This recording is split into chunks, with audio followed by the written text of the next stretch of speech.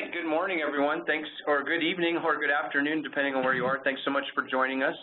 We're really excited to present to you this really unique, cost-effective solution for protecting and archiving data on Avid storage. My name is Jeff Bronstein. I'm a Senior Product Manager here at Spectra Logic. Also on the call with me today is Daniel Faulkner. He's a Business Development Manager at Marquis. We've got a joint solution that we're really excited to present to you. We'll take your questions at the end, if that's okay. We'll be opening up the phones for those questions. You'll also see via WebEx, there's a chat. We'll be keeping an eye on those. So feel free to ask questions at the end, and we should have plenty of time to take care of those. So without further ado, let me introduce Daniel Faulkner, who will get started explaining Marquis, and then we'll move over to Spectra, and then we'll do a little demo in the Q&A. Thanks, Jeff, and you can go ahead and spacebar to hit these slides down so we can see everything. Thank you guys for your time. I appreciate it. Marquis Broadcast, who are we? The company's been around for about 15 years, providing software solutions that move media and metadata in and out of different environments. We all want our customers to buy the best of breed products, but sometimes these products don't always play nicely together. And so Marquis, again, has been able to work with ingest solutions, playout solutions, archive, asset management, media in those systems, again, so that they can work efficiently together. And so a lot of our workflows revolve around the Avid editing world, as they are historically and currently the dominant player in the field, and they have their proprietary storage, formats, everything. And so we kind of help open them up to the rest of the world. And so what we saw with these customers is the need to archive a sequence, maybe a bin that they're working on in their media composer or news cutter, and potentially a whole project, because there's solutions out there to archive. So again, just working out of the Avid world and working in a project-per-project basis, there was no real easy way to archive a full project. And so again, with a lot of Avid customers kind of wanting the same thing, you kind of got to listen to your customers. So we created projects. So we can understand all the Avid projects and media files, and take those files and move them off of the Avid storage to free up that valuable space. And so with understanding all the references, we can provide you some information on the Avid storage that is valuable and help give you a management level. If you could change the next slide, please. And so, again, we can understand all the media files, all the references, and we put that into a database. And then we go and walk the Avid file system to see what's actually there, and provide you with an analysis, which we'll get to shortly. But we are indeed, as of NAB this past year, Avid certified. So we've been blessed, or whatever you want to call that. So which is nice. Daniel, we lost you again there. If you could recap the last 10 seconds or so. All right. Well, this is Jeff at Spectra. I'll go ahead and try to help. Go ahead and try to help Daniel continue here. Not obviously his expertise on Marquis, but we'll get to the BlackPearl part in the integration next. So with project parking, you're able to see all the projects on your Avid storage and see lots of information about them to help you manage those, and in particularly knowing when your storage system could be full, and when you need to offload off of your Avid storage.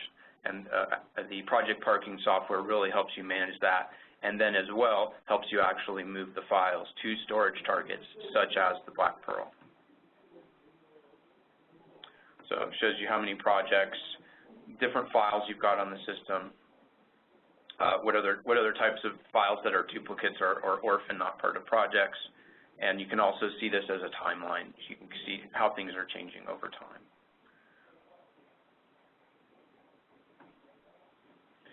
So it really helps you track the history of your usage of the storage and your management through the project parking software. You can see which projects are, your largest and taking up the most of your storage, and charge different groups accordingly if necessary. You can then actually do the transfer of the projects and archive them. And then once you've archived them and you know that they're safe to a storage system such as BlackPearl, you can remove them from the Avid storage to make up space for newer projects. And that's a big part of the component. Hey Jeff, I've dialed in from a different line if you can hear me now.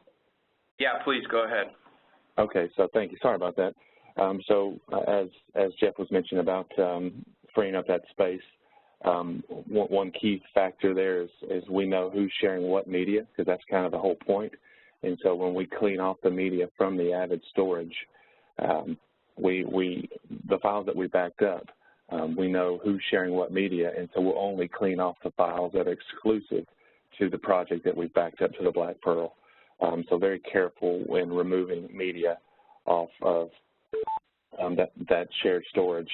And so another thing on the analysis side of things is cleaning up orphaned and duplicate media.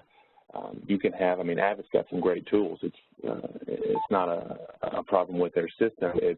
You can have the best tools in the world, but if you have a user deletes metadata, then you don't have a chance to manage them. We can find those orphaned clips, those duplicated media, clean it off, and make that system more efficient.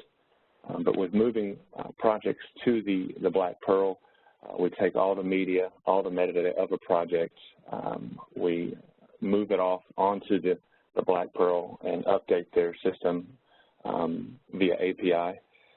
Again, the archive is easily readable. You can browse through the folder structure to see what you have, and we're not putting a funny mark with stamp on it. We're actually leaving the OP atom, so there's no corruption, there's no media changing.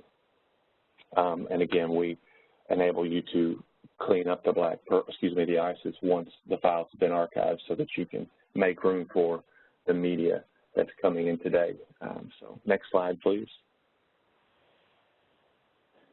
And then, you have a list of projects that you've archived, and so you can view that list via our application, which is looking directly at the BlackPearl to show you a list of all the projects you've archived. We support versions, so if you archive the first time, we take everything. Second, third, fourth time is only going to take the media and metadata that's changed.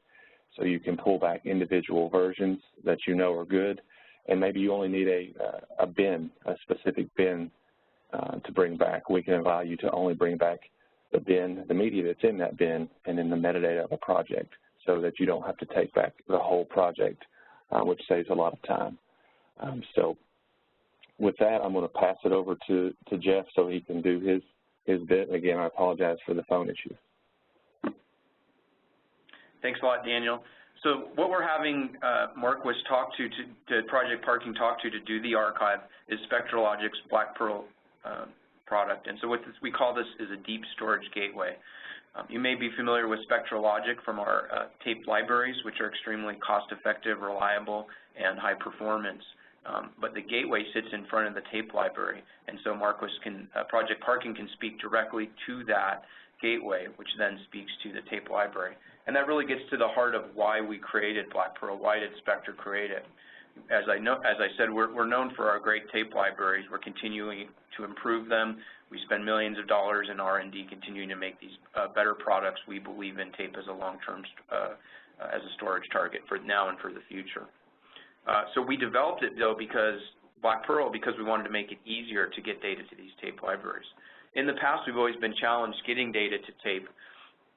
We've been dependent on software that talks directly to our tape libraries. This software can be fairly complicated because it has to talk to each individual tape drive that resides within the tape library. And those tape drives each talk SCSI commands, which is a fairly rudimentary language to interface with, and the software has to manage the communication between multiple tape drives in this language, knowing when they're being used, knowing if maybe they're being cleaned or offline, replaced, anything like that. it's a pretty tall order for a company to create software for a tape library like that. So we really wanted to lower the barrier, and we're really thankful for our partners that have built that software. But we wanted to enable more people to interact with tape. And so what we did is we created BlackPearl, and so what it does is it does that more complex communication to the tape library.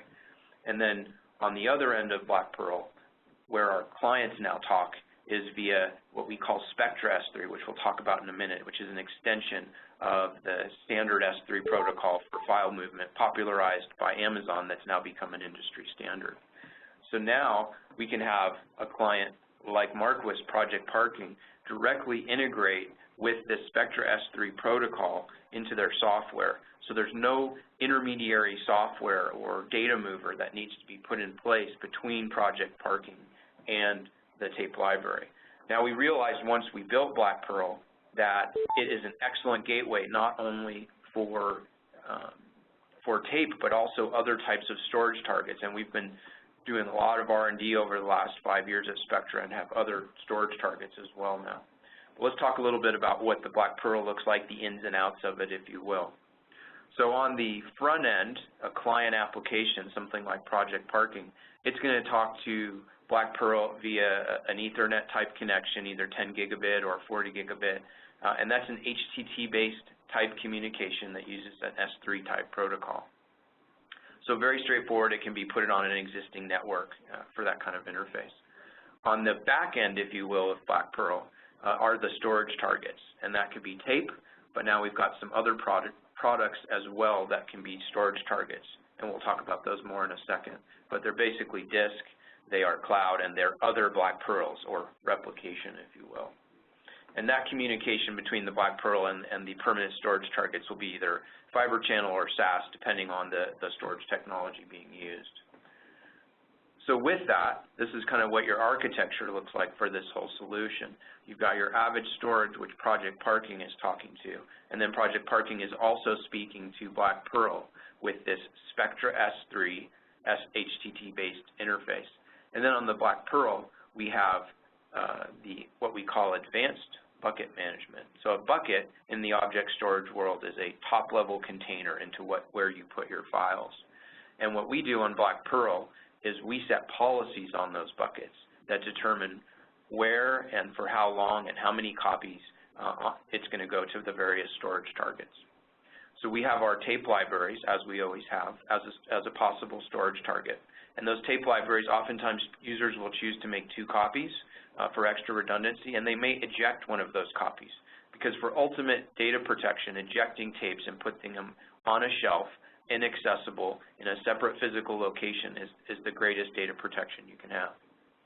Additionally, we provide a disk storage option. We call this one Arctic Blue, and it's a power-down disk solution. We use shingled magnetic recording drives for Arctic Blue. It's really quite a revolutionary product.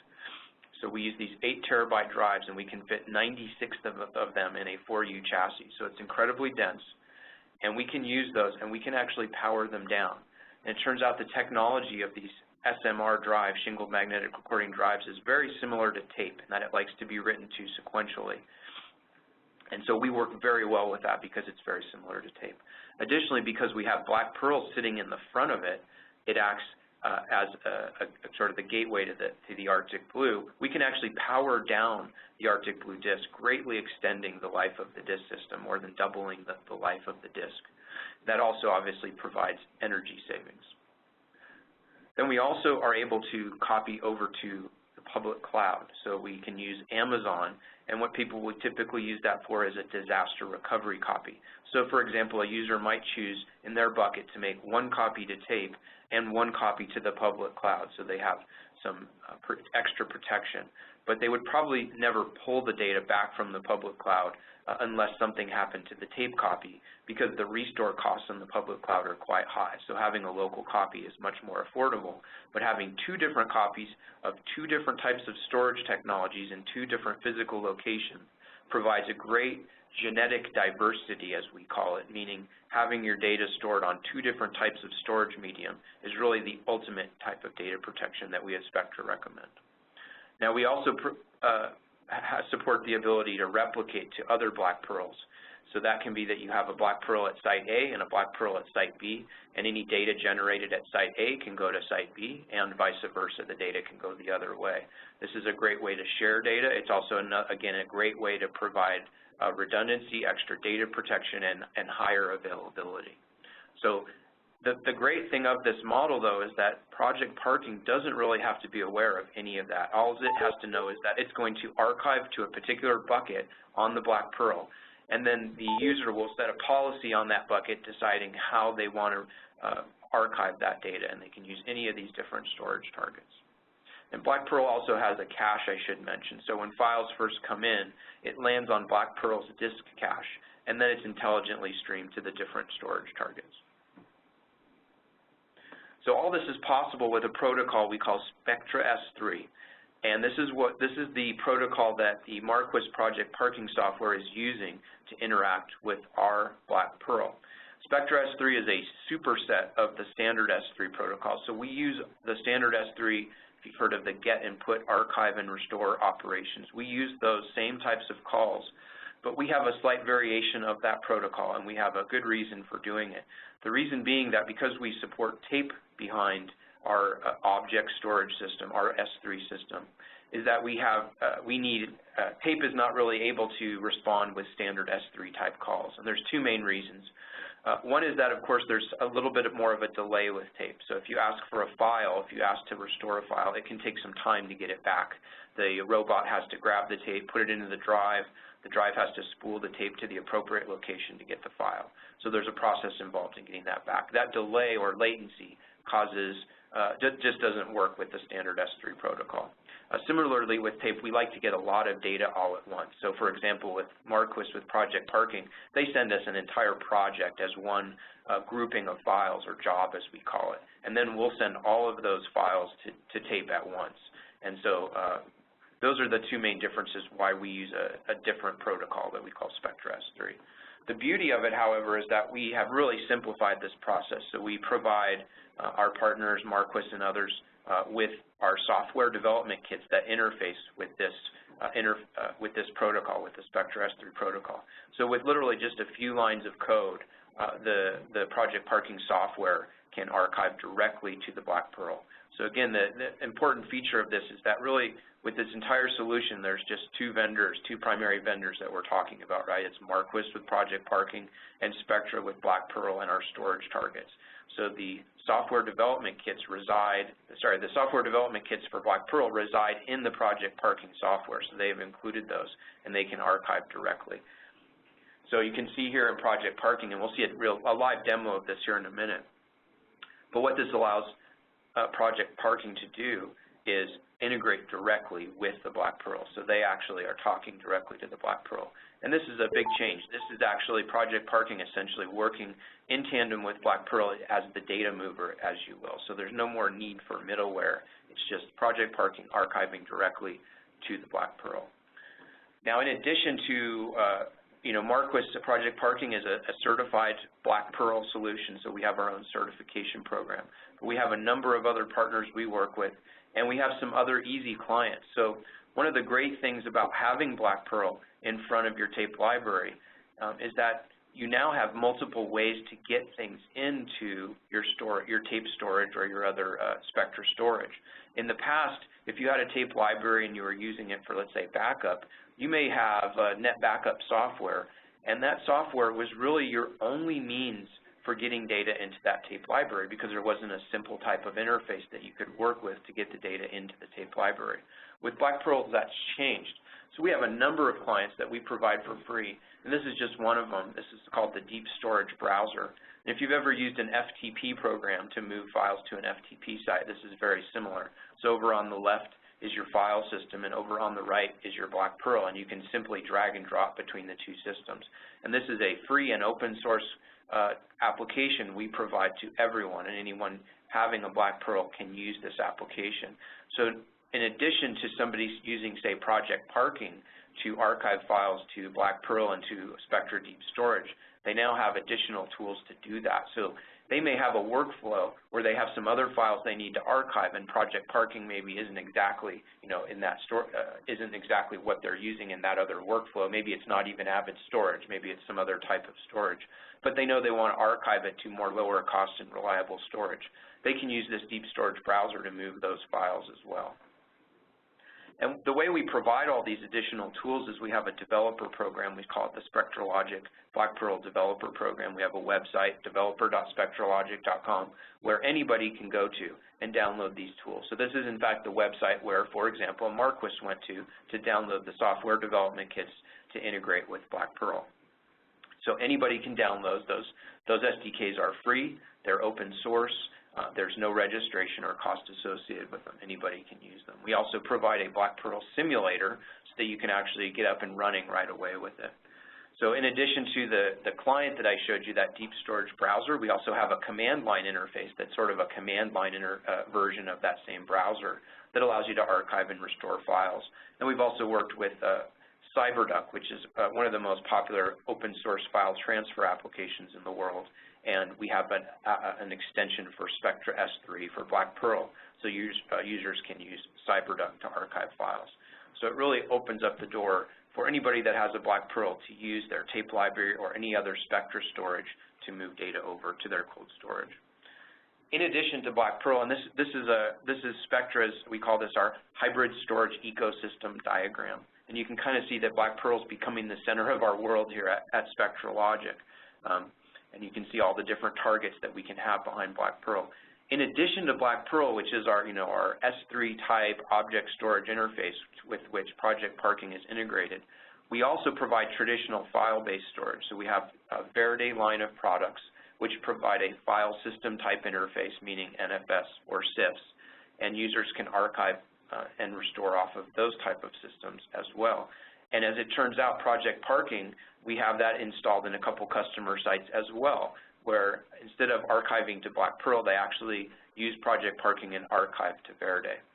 Now, again, with Verde, we have some very compelling products, including our Verde DPE, which again uses those very high-dense SMR drives that I mentioned previously. And we can get costs down to as low as 7.5 cents per gigabyte. Again, that's the cost to own your storage with something like Verde.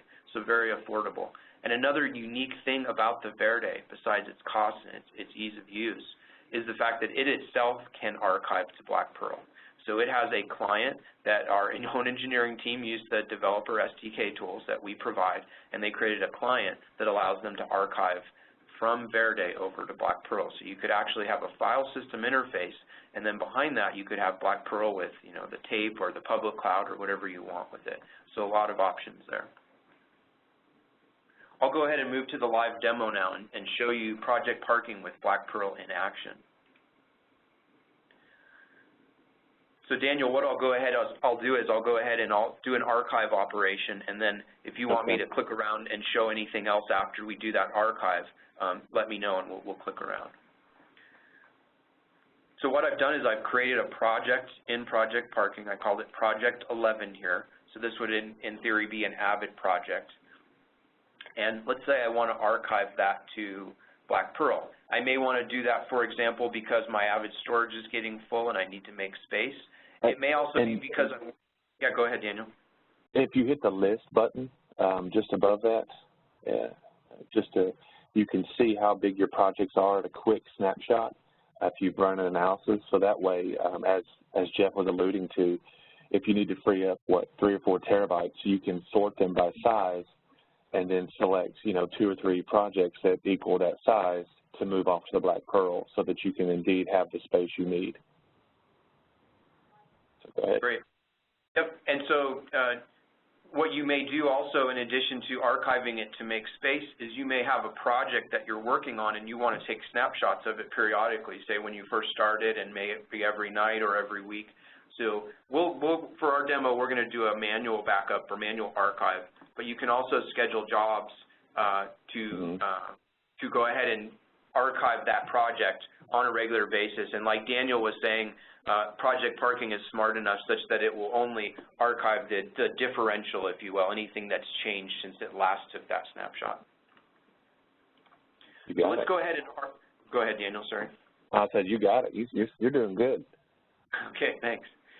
Let's go ahead and archive this project now. Now, I'll be honest with you, this is just an empty project, so it doesn't actually have any Avid files. It's an Avid structured file, meaning it has the core configuration type files so that can be identified. But we'll go ahead and add some files to it, and that's actually a really nice feature of Project Parking. I'll show you that. So I've selected this file, and I'm going to click on Archive here. And so I'll say that I want to archive Project 11, and I will choose this BlackPearl called BP Test. And by the way, this BlackPearl was configured in this configuration settings for Project Parking. So it's very easy. There's an archive tab where you go and you enter the the IP address or URL of the BlackPearl and the login credentials so that it knows what user is under what user it's doing the archiving.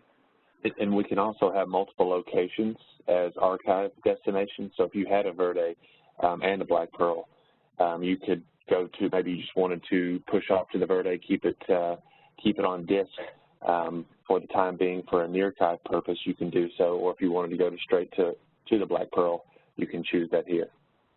Exactly. And you can even have multiple BlackPearls, which we do have here in this example, as you can see. But we'll go ahead and choose this BlackPearl called BP Test. Now, like I said, because the project is truly empty, I'm going to go ahead and add some files. And this is a really cool thing about Project Parking is as you archive it, you can actually choose additional files or directories that you want to be archived. So maybe you've got some related files that maybe are not on the Avid storage or are somewhere else. You can go ahead and include those. We'll go ahead and add those files just so you can actually see it in action. So what I'll go ahead and do is I've got a directory that contains 10 1-gigabyte files. So I'm going to go ahead and choose that here. And I'll just show you what that looks like in File Explorer so you know what I'm doing here. So there's my 10 1-gigabyte files. So those files are now included as part of that project when I archive to the BlackPearl from Project Parking. So I'll go ahead and say OK. Now I'm going to start this archive, and you'll see the activity. When you hit start here, when you hit start here, what we'll do, we'll actually do a project analysis. So we'll go, if this project was indeed a regular project, we'll go and make sure that all the media files are accessible and we can get to them. If not, we'll actually put up a warning saying, hey, we can't reach workspace X or Y. But if everything is online as we expect, we'll grab it and start the backup. And during the backup to the BlackPearl, we actually do a checksum to make sure that each file that we write over to the BlackPearl matches to the MD5 checksum that we found on the Avid storage so that you can be confident that there's no corruption or anything like that. Okay, great. Thanks, Daniel. And here is here's the BlackPearl web management interface. So this is how you can manage your BlackPearl via a web GUI. So on the dashboard here, we'll see that there is a put job of 9.3 gigabytes, and we can see that under the active jobs. Here it is, and this is the file here. So Marquis has sent us 9.3 gigabytes. Of that, all of it has now made it to the cache. Now, none of it yet has been archived, meaning it hasn't been sent to tape, but that will happen shortly.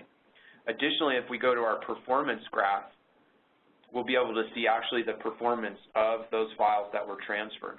So we got excellent transfer rate on that.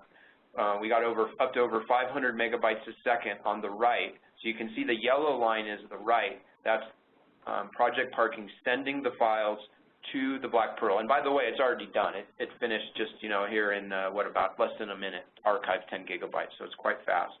And what the red represents is a read performance. And what actually happens is that once, like Daniel was saying, and by the way, Project Parking has excellent data integrity combined with BlackPearl. What Project Parking does is, like he said, it does a checksum of the file, it sends the file, then it actually asks for the file back from BlackPearl just to confirm that the file BlackPearl got matches what it sent. So there's excellent data integrity, and that's what the red line represents is Project Parking reading the file back and making sure that it got it successfully. And if we go to our buckets here, we can see that there was so these, again, our buckets are our top-level containers in BlackPearl, right? And so what Project Parking does is it creates a bucket in BlackPearl for every project. And so we can see here's the files, here's the project files, and here's the additional files that were sent up to BlackPearl. Now, one of the nice things about using buckets the way Project Parking does in BlackPearl is that they can have some control over buckets. So buckets help you define policies, so you can say whether you want it to go to tape or public cloud or our Arctic Blue power down disk. You control that at the bucket level. Those are those data policies. You also control security, so if you want certain users to have read access or read write, whatever, you can control, again, that at the bucket level on the BlackPearl. And finally, with having separate buckets for each project, this allows us to manage the tapes. So if you so choose, you can have it that a bucket has its own set of tapes that does not share tapes with other projects.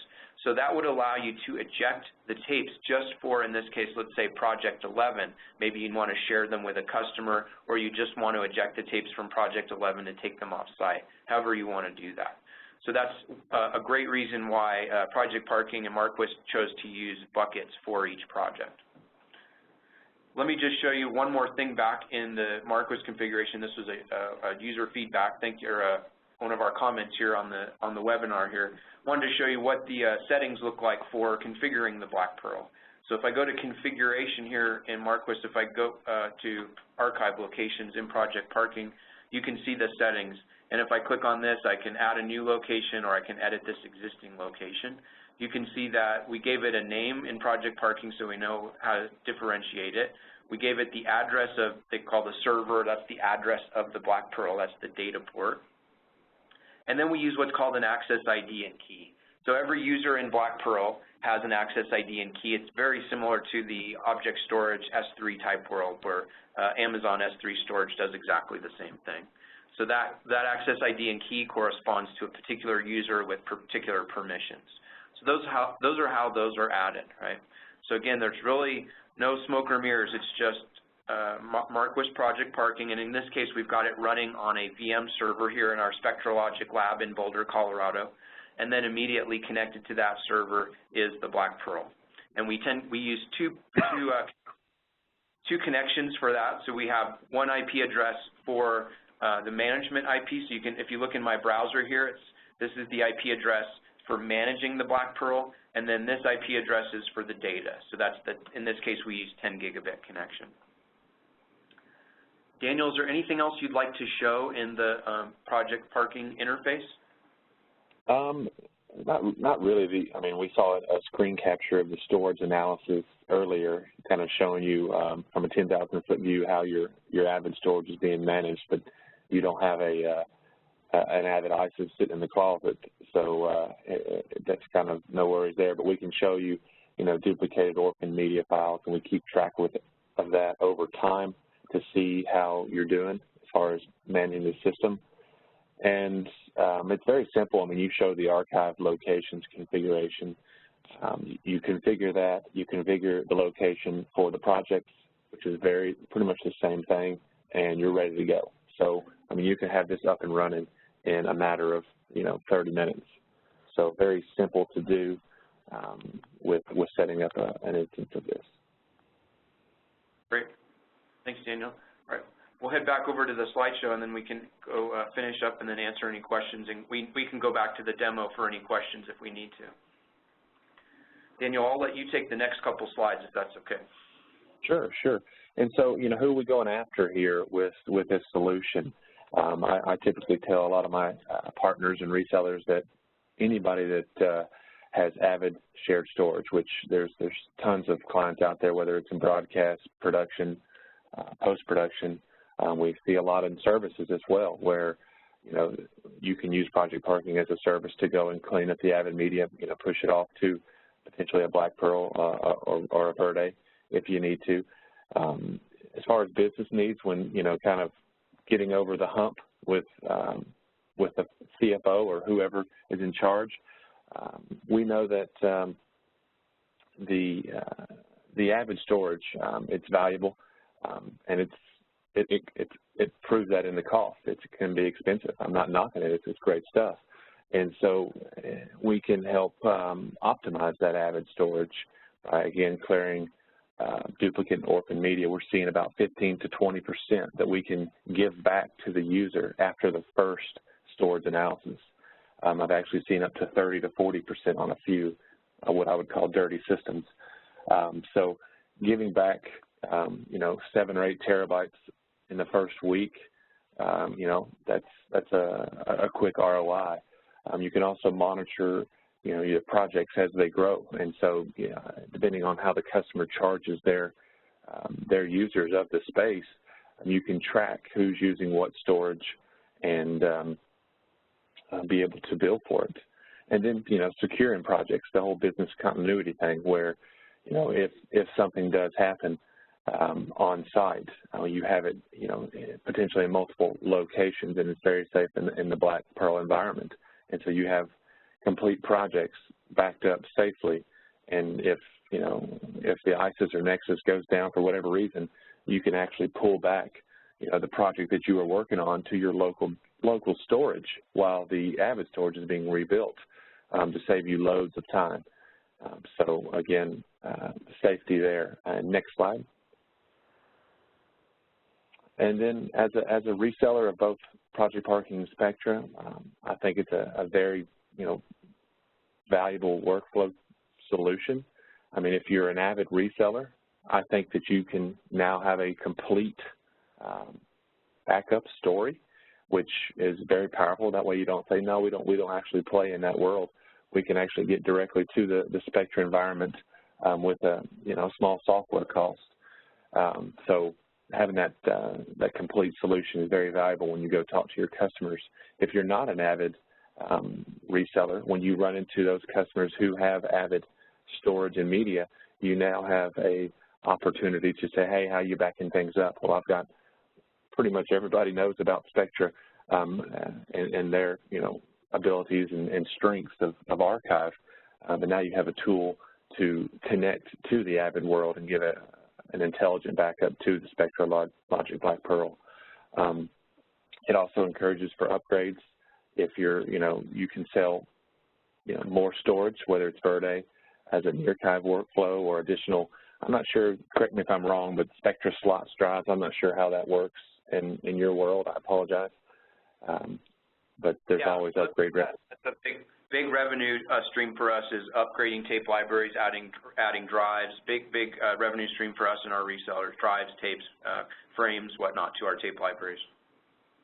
Right. So you've already got potentially backing up other different areas of the business, and so now if you're adding Avid backups to this as well, there's a lot of upgrade opportunities for the additional drives and potentially a nearline disk as well.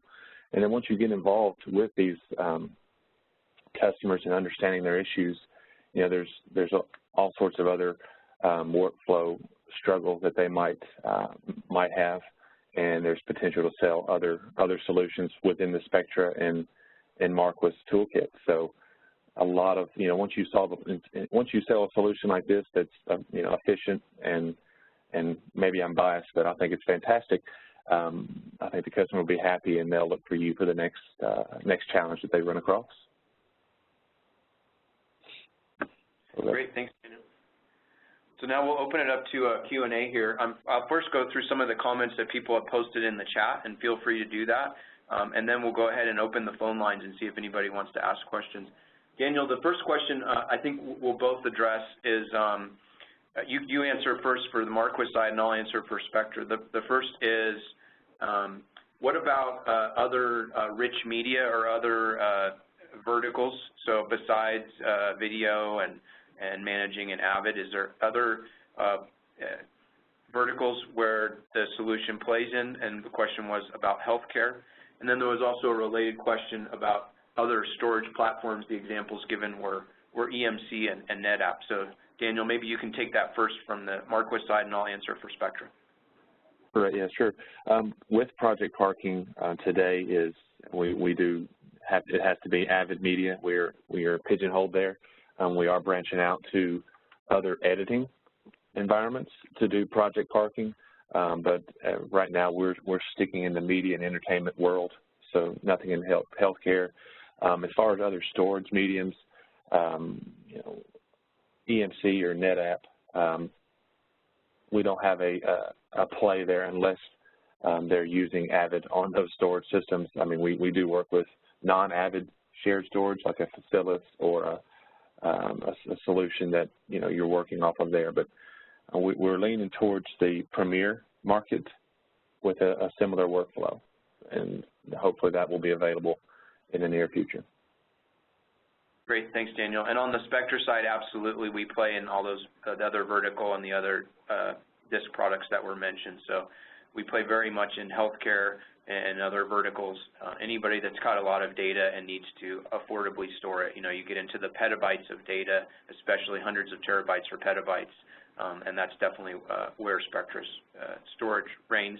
If you go to our website, you can go to the BlackPearl page. You'll see our partner program. We've got a long list of partners that integrate with BlackPearl. Also have the development tools I showed you in our developer website. And a lot of those, they're free, they're open source, and a lot of our customers are using BlackPearl with just simply those tools and are moving files either on a scheduled basis or some automated or even manual process to move files to tape. Because again, like I said, BlackPearl really opens the door to that affordable storage. In terms of other platforms, of course, again, yes, we are often brought in to deal to situations where the customer is, they've got expensive disk, whether it's Isilon or NetApp, something that they want to stop continuing to buy more blades of that storage, or they're just running out of space. They'll come to us and they can use BlackPearl or one of our, like our Verde DPE product. And we've got some really compelling tools and some compelling partners, including one I'll just mention real briefly called Comprise that we work with. That's Comprise with a K. They have a great solution for determining what data is old or can be moved off and off of general storage like an EMC or NetApp, and move it to our more affordable storage and do that in a very easy format. So definitely we play in that. The next question was about transferring directly. So I think people are interested in saving as much cost as possible and seeing if project parking, the question is, can project parking talk directly to the tape library? Is that possible? Unfortunately, it's not, again, because we discussed that interface on tape. But one thing to keep in mind is we just introduced what we call a V-Series BlackPearl. It's a very relatively low entry cost product. So I think it retails for the list price is somewhere around $14,000 for the BlackPearl. And again, remember with BlackPearl, we're not charging for the capacity. So BlackPearl doesn't cost more as you store more in the storage behind it. That's unlike a lot of the software tools, what we call the middleware, that we've used in the past to move data between a product like project parking and to tape. So BlackPearl really is a cost-effective option in the way it works. So just keep that in mind. There are other middleware products that you can buy that will work, with project parking to move it to tape. But again, that's going to be an additional cost, an additional vendor. We'll go ahead now and open the phone lines here. Give us a second, and then if we've got any additional questions, go ahead and feel free to ask. Okay, the phone lines are open. Not sure if we'll get any questions. We got some good ones here on the chat, but does anybody have any additional questions? Okay. All right, well, thank you very much for your time. You can see on the slide here we've got our contact information for Daniel and I. Feel free to contact us. Or for general interest, if you're interested in selling this solution, the project parking BlackPearl solution, go ahead and contact us at the email address broadcast@spectralogic.com. That'll go to our M&E channel marketing. We'll be able to help you out. Was there a question? No. Okay. Well, thank you very much for your time, everyone, and have a wonderful. Oh, wait, did I get one more question here? Yeah. We'll go ahead and we'll send up a follow-up email shortly. It'll include a solution brief, an overview, and a link to the recording if you missed any of it. So, thank you very much.